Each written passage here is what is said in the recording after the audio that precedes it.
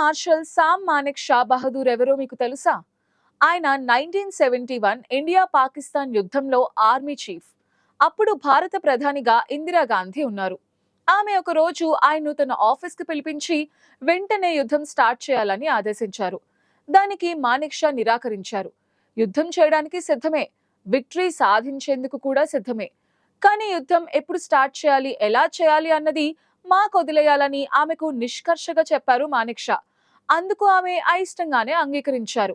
ఆ తర్వాత తనకు కావలసిన ఏర్పాట్లన్నీ పూర్తయ్యేదాకా యుద్ధం గురించి ఏ విషయం ఎవ్వరితోనూ డిస్కస్ చేయలేదు.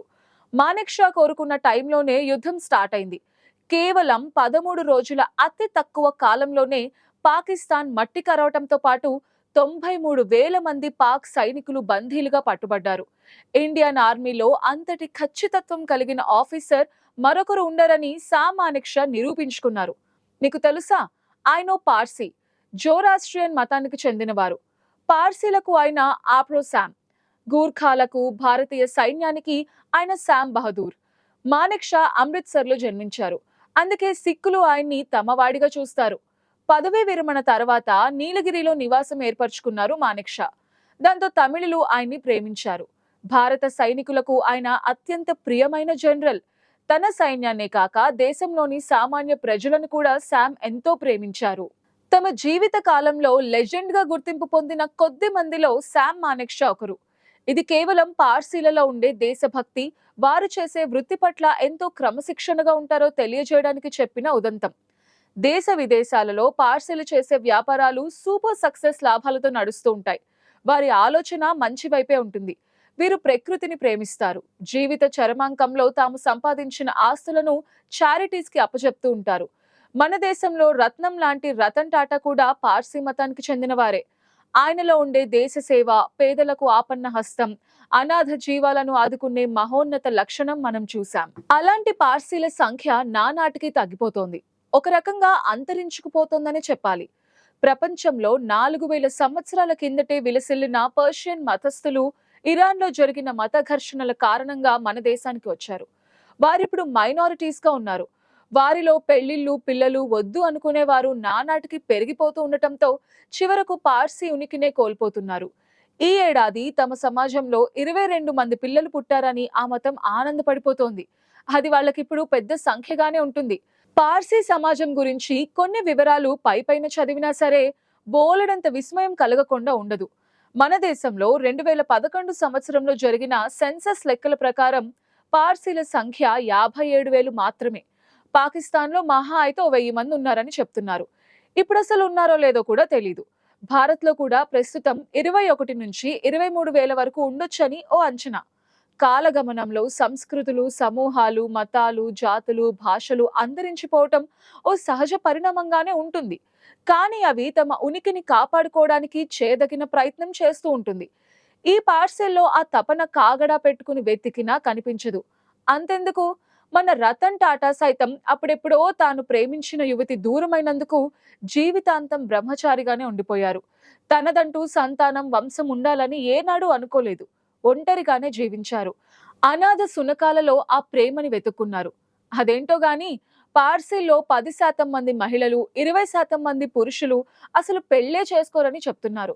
దాంతో ఈ జాతిలో సంతానహీనత సర్వసాధారణంగా ఉంటుంది. దీనికి తోడు ఎక్కడెక్కడికో వలస వెళ్లిపోవడం వీరికే చెల్లుతుంది. క్రమేపీ వృద్ధులుగా మిగిలిపోతూ, పిల్లలు తగ్గిపోతూ పార్సీ జాతి క్షీణ దశకు చేరుకుంటోంది.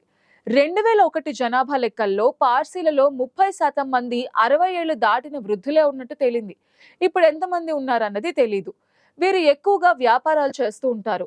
అందుకే నగర జీవితాన్ని ఇష్టపడతారు. మన దేశంలో పార్సీలు ఎక్కువగా ముంబైలో ఉన్నారు.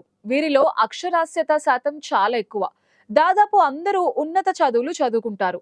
దాదాపు 98% అక్షరాస్యత ఉంటుంది. ఎక్కువగా గుజరాతీ భాష మాట్లాడే పార్సీలు తమ తమ వ్యాపారాల్లో ఒకరికొకరు సహాయం చేసుకుంటారు.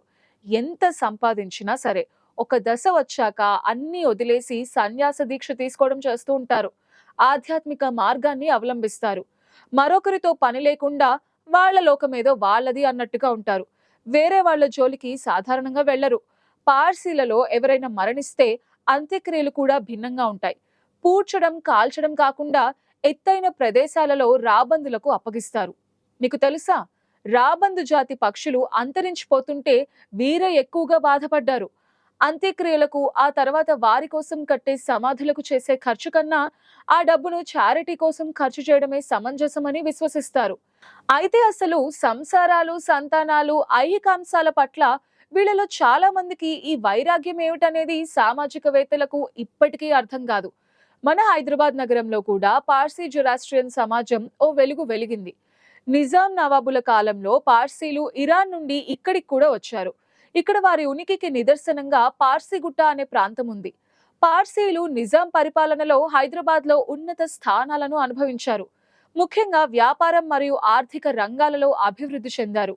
హైదరాబాద్ పార్సీలు తమ సంస్కృతి సాంప్రదాయాలను మర్చిపోరు. అగ్నిని ప్రత్యక్ష దైవంగా పూజిస్తారు. ఏటా వారు నవరోజ్ వంటి పండుగలను జరుపుకుంటారు. సికింద్రాబాద్ లోని మహాత్మా గాంధీ రోడ్ లో పార్సీ దేవాలయం ఉంది. ఇది హైదరాబాద్ లో చాలా పురాతనమైన అగ్ని దేవాలయం అని చెప్తున్నారు. భారతదేశంలోని జొరాస్ట్రియన్లు ప్రతి ఇయర్ మార్చ్ 21న పవిత్రమైన రోజుగా పాటిస్తారు.